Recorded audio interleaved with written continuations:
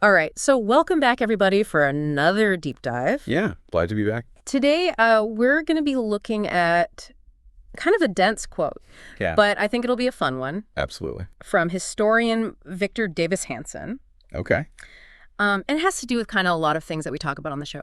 Globalization, Right. wealth, Mhm. and where power lies in society. Interesting. So the quote goes like this, and I'll Yeah. read it, and then we'll kind of unpack it. Okay. Westernization, coupled with globalization, has created an affluent and leisured elite that now gravitates to universities, the media, bureaucracies, and world organizations, all places where wealth is not created, but analyzed, critiqued, and lavishly spent. Wow.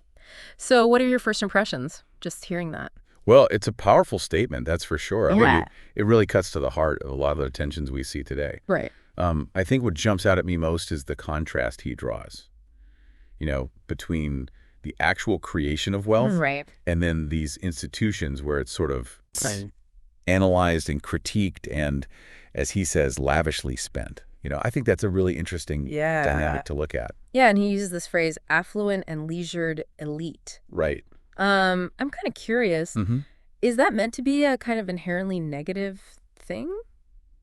Or is it just, Well, I don't know. It's a good question. yeah. I mean, on the one hand, having a class of people who are dedicated to, analyzing power structures and wealth and critiquing these things, Right. I think that can be incredibly beneficial. Right. You think about academics, Yeah. think tanks, journalists, those sorts of folks. Yeah. Their work can lead to positive change. It can expose inequalities, it can spark debate, it can lead to better policies, Right. maybe even a more just and equitable society, Yeah. ideally. Yeah, I can see that. But on the other hand, I think there's also the potential for this to become, I don't know, kind of an echo chamber, Yeah. right? You get this group of people who are kind of detached Mm-hmm. from the realities of how wealth is actually created. Right. And so they're coming up with solutions and analyses Right.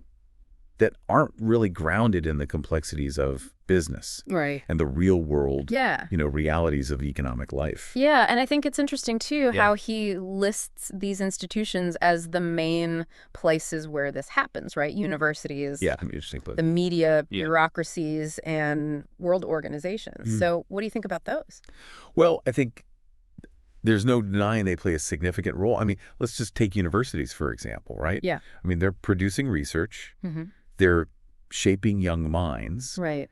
and they're often at the forefront of, critical analysis of these structures. Yeah, I mean, you could even think of, Sure. I mean, we talk about education a lot on the show. Right. And, where do people get a lot of their ideas about, the way that the world should work? It's often in college. Yeah. That's when people really start to, come into their own in terms of their own ideas and that kind of thing. It's a formative time, yeah. Yeah.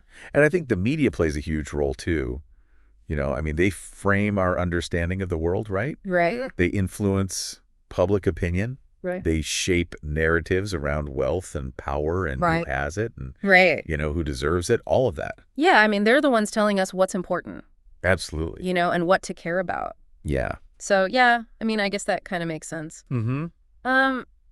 What about bureaucracies? I mean, don't they just implement policies?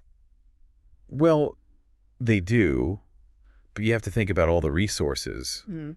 and the manpower that goes into crafting and enforcing those policies. Oh, yeah, I mean, that represents a huge flow of capital. that's true. And then you've got world organizations. Right. They're managing these vast sums of money Mm-hmm.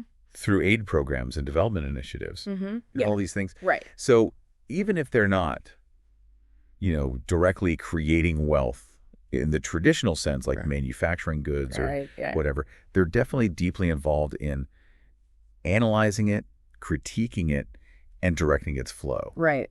So I think Hanson has a point there. Yeah, this is really giving me Yeah. a lot to think about, actually. A lot to unpack, yeah. Where do you think you fit into all of this? Are you part of the That's a good question. wealth creating class Yeah. or more on the wealth analyzing side of things?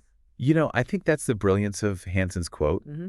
He's not really giving us an answer. Right. He's challenging each of us to examine our own roles in this complex system Right. and think about where true power really lies. Yeah.